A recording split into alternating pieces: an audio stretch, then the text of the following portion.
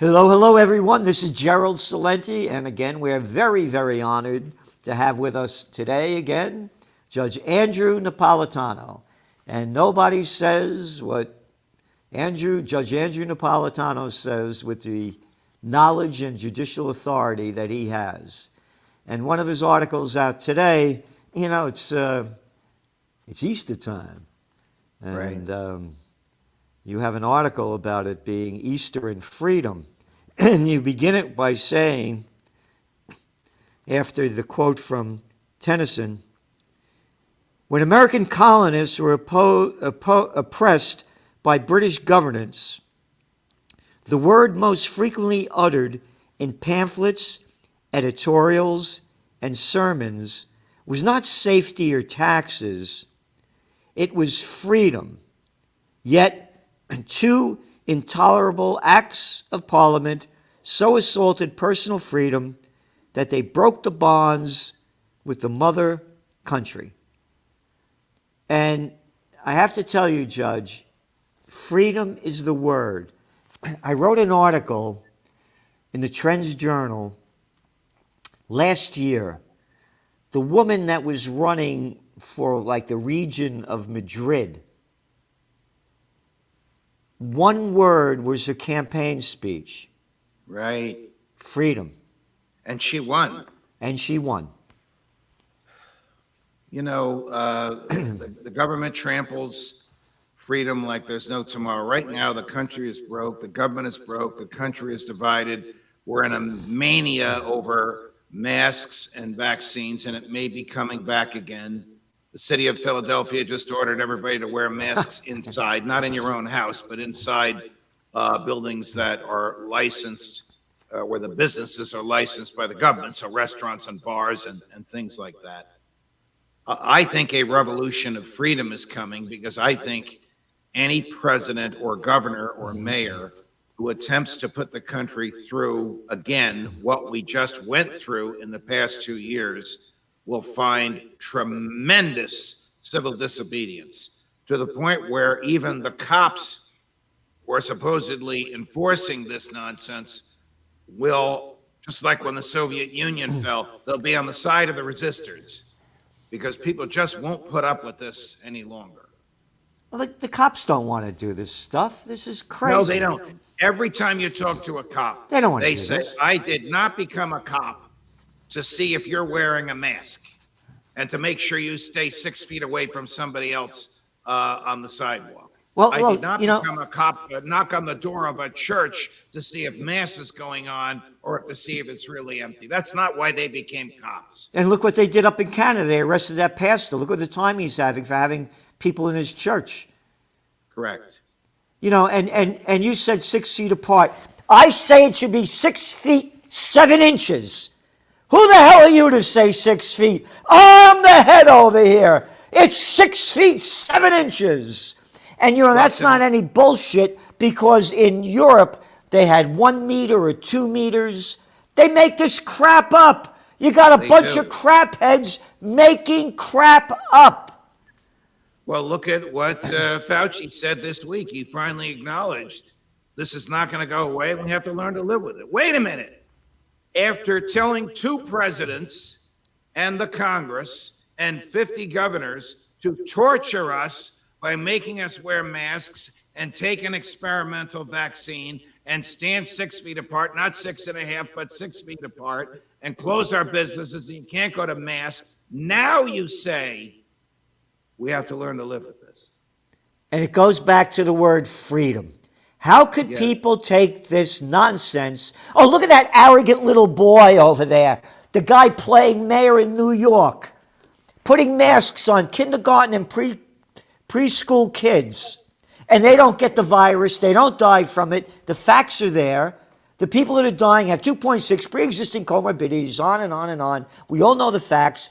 But fat mouth, arrogant guy, hey, he fully jabbed and he got the virus. Yes. Yes. And then they come out with the baloney. Boy, I'm really glad I got that vaccination and the booster, because I would have been much sicker. Hey, fat mouth, I haven't gotten anything. And I haven't I'm been really, sick now in 2.5 years. I'm really glad that I obey the city's gun laws and don't carry a gun. I'm really glad that nobody on that subway car was armed. If anybody in that subway car had been able to exercise their constitutional rights, 16 people wouldn't have been shot. One would have been shot, the killer. That's right. And here's the other thing about freedom. What is it, the Second Amendment? Now you got Biden blowing out all that crap about robbing us more of our rights. And I got to make this clear. Number one, when the COVID war began on Chinese Lunar New Year, January 2020, the year of the rat, and things began to get locked down, I said, when people lose everything and have nothing left to lose, they're going to lose it, and we're going to see crime spike. Number two, people started going out and buying guns like crazy in Yes. 2020 and 2021 because they knew the same thing is happening, because they're seeing it around them, people going berserk, of losing their businesses, being locked down, their lives changing. So now, you just made the point, if the people had a gun, I was thinking the same thing. Who is this guy? I would have taken this guy out in a second, and you would too. Of course you would have. And And in you a would. sane society, in a sane place, you would have been able to arm yourself and you would have been able to save your life and the lives of many innocents. I mean, the president is really off the wall. The gun control legislation, well, it's not even legislation, Gerald, it's executive edict, because the Congress rejected the legislation that he wants. So the executive edict that he issued the other Executive day edict. has the following absurd fallacy: that a human being willing to kill and murder strangers is somehow willing to abide by gun laws. I mean, that is just crazy. We need universal background checks. We need universal registration. We got to get rid of ghost guns. Yeah, do you think these killers are going to obey those laws? Oh, how about the war on drugs? Remember that one? Oh, it worked perfectly. There was not one person I knew that couldn't get what they wanted to get. What do you got, 350 million guns out there? The people, the murderers that want to get them are going to get them. All this is doing is robbing us of more of our rights, which they've continually done. And this is about your article for Easter about freedom. And you really go into some very important information under here. General warrants like those issued by the Secret Foreign Intelligence Surveillance Court in Washington, D.C., authorized government agents to search wherever they wished and seize whatever they found. That's what a secret court in London authorized British agents in the colonies to do, looking to see if papers in colonists' homes had the king's stamps on them. And that caused a revolution. Today, we have the same thing. We have a secret court in Washington, not in London, authorizing federal agents to listen, to surveil, to monitor, to get inside every cell phone, wherever they want, and capture whatever they find. It's the same thing repeated. 250 years ago, it caused a revolution. Today, it will cause another revolution for freedom. I hope it's not a bloody one. You know, you know what I say. You are the judge of freedom. You are a man of peace, and you are a defender of justice. We need somebody like you to really be out there and stand up, because these people that are robbing us of our freedom, our joy, our liberty, our life on earth, they don't have the knowledge that you have. Again, there's nobody with the judicial authority that you have in the background. They can't stand up to you. And you're a defender of what this country was founded upon. What our ancestors were so proud of when they came to America. They'd be turning in their graves to see what happened now. They would. The current president of the United States, and it's the same with many of his, or all of his modern predecessors. They don't understand freedom. The oath to uphold the Constitution is just a fiction that they have to go through. They don't believe that our rights come from our humanity. They believe that our rights come from the government, and therefore they can open the spigot of liberty and close the spigot of liberty whenever they want. But if our rights come from our humanity, as Jefferson wrote in the Declaration of Independence, as Madison wrote in the Ninth Amendment to the Constitution, then the government can't take our rights away unless it proves guilt at a jury trial. Obviously, a bank robber loses his right to be free once he's convicted. That's not what I'm talking about. I'm talking about the government assaulting our rights to speech and assembly and worship, your right to control your face, your right to control what goes in the veins in your arms. All those rights belong to us as humans. They come from our humanity. They're not the government's to give or take away.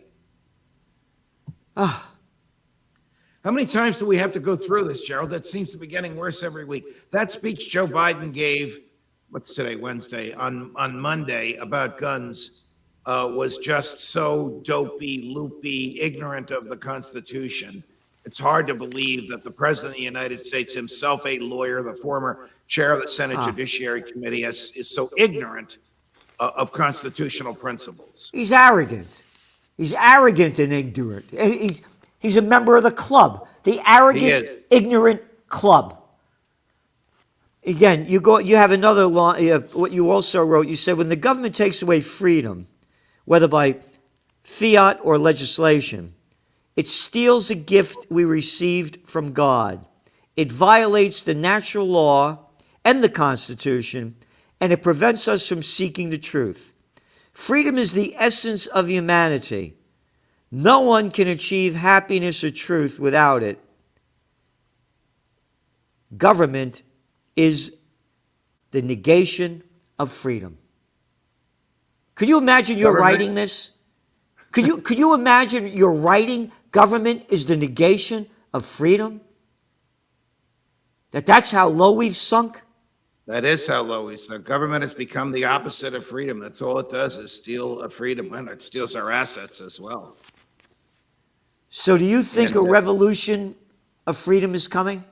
I do. I think it'll be a revolution in people's minds. I think someone or some group will arise from somewhere who will draw people, blue-collar people, freedom-loving people, Democrats, Republicans, even some progressives who really feel that the government's trampling of civil liberties, enough is enough. We just won't tolerate it anymore.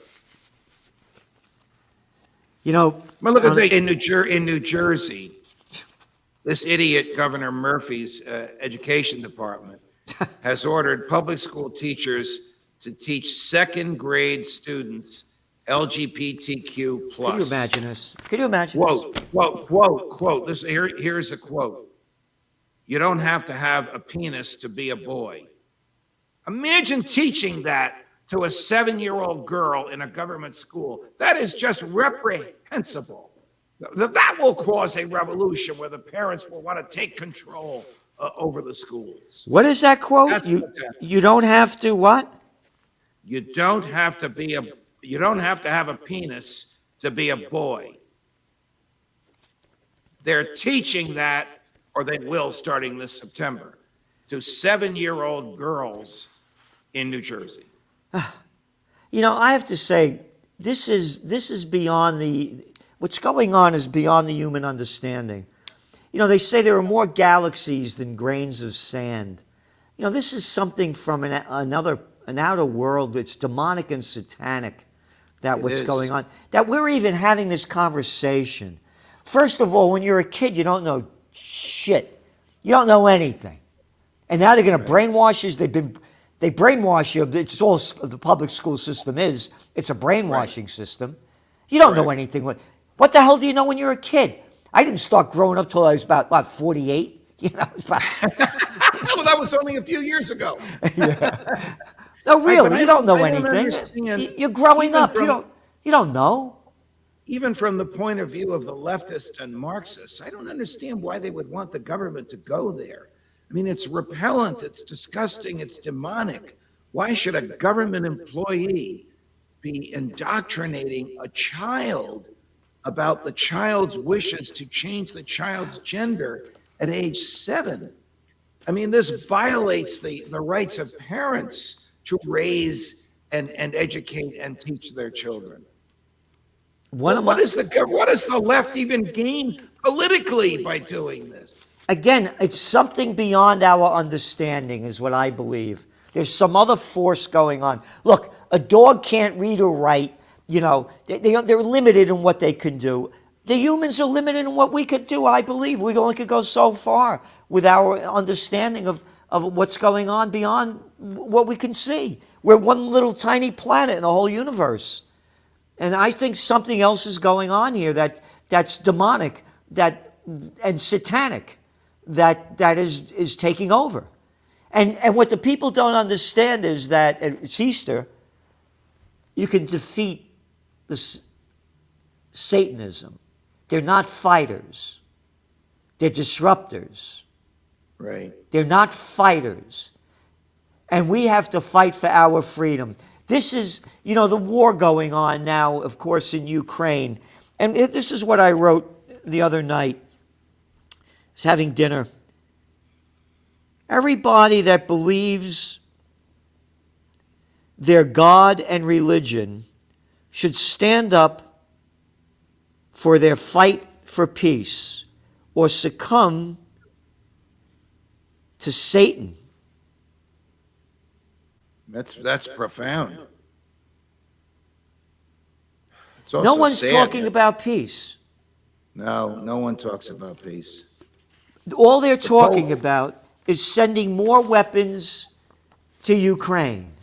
They're bragging about, you're killing more people. The war is going to come to an end. You're going to have a winner and a loser. And I'll bet my money on Russia, not because I like them, totally against what they did. You're not going to beat them.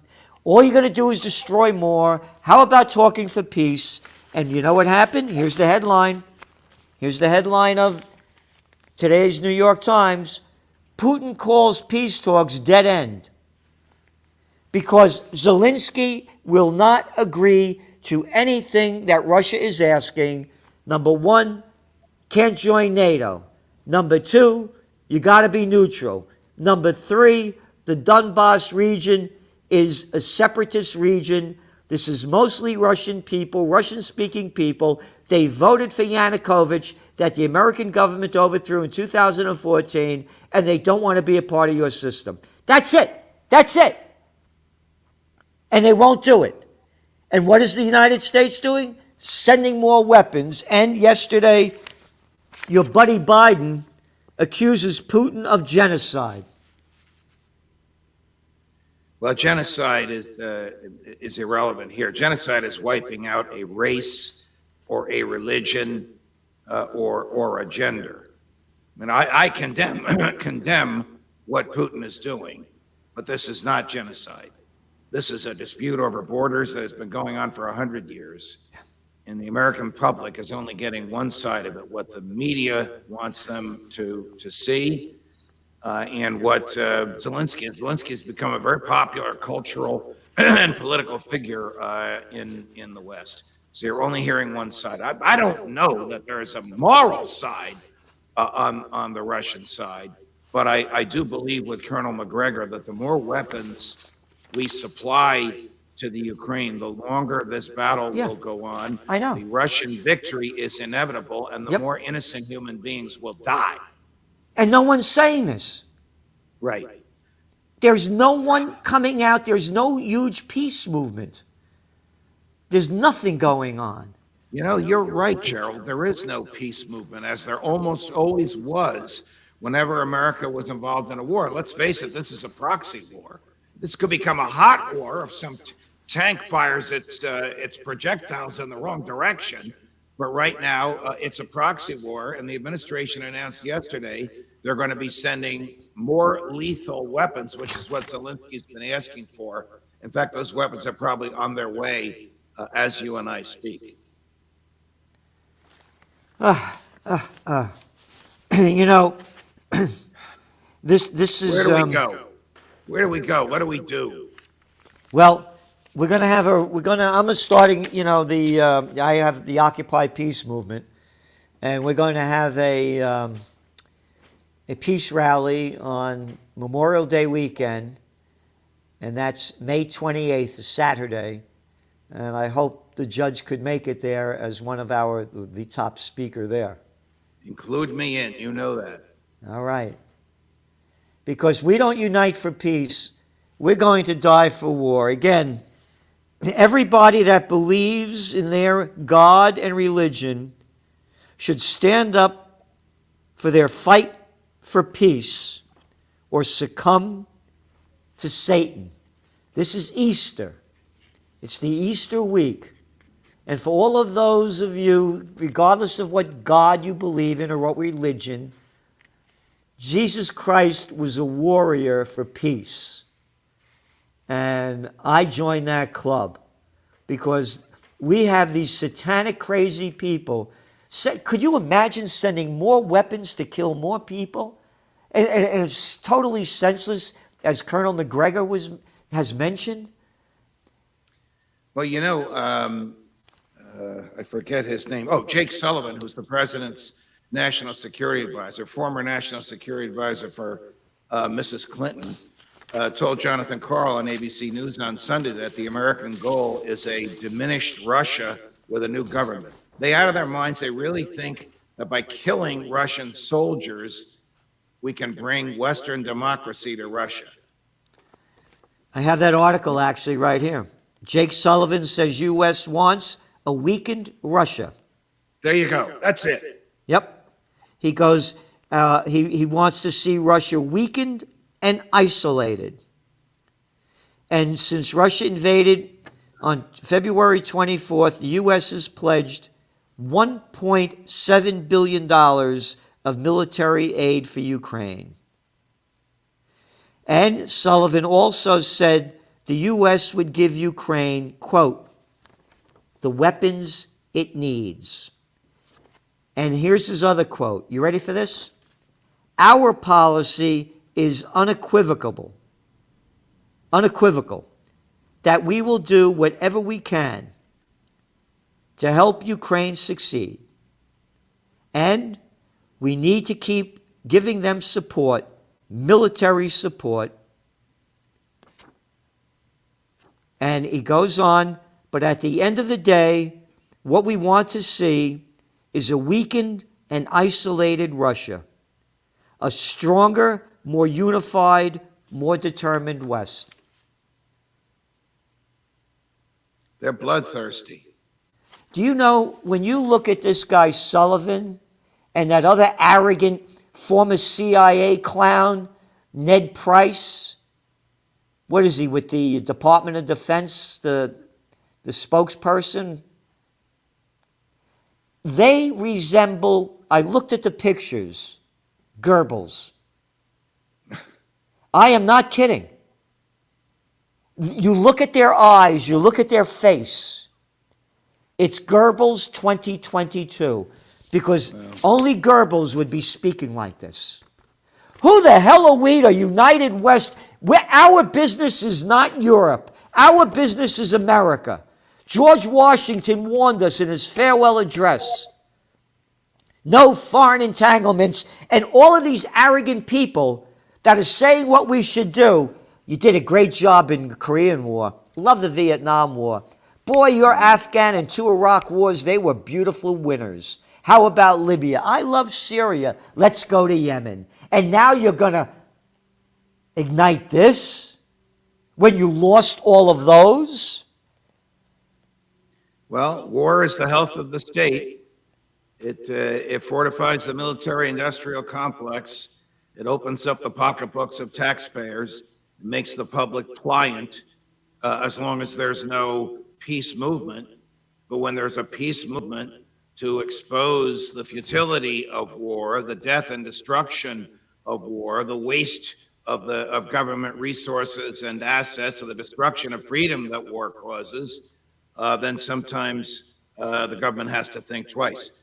I mean, LBJ arguably was driven from office. Yep. I'm not saying Nixon was much better with respect to war, but LBJ was driven from office, from the Yep. White House, Yep. by the peace movement of the late 60s. Yep. And it brought him down. Yes. Yep. Thank you so much, Judge, and Buona Pasqua. Buona Pasqua to you, Gerald. And thank you for all that you do. And again, there's nobody says what Judge Andrew Napolitano says with the judicial background and the knowledge, and he's doing everything he can to bring us freedom, peace, and justice. Thank you.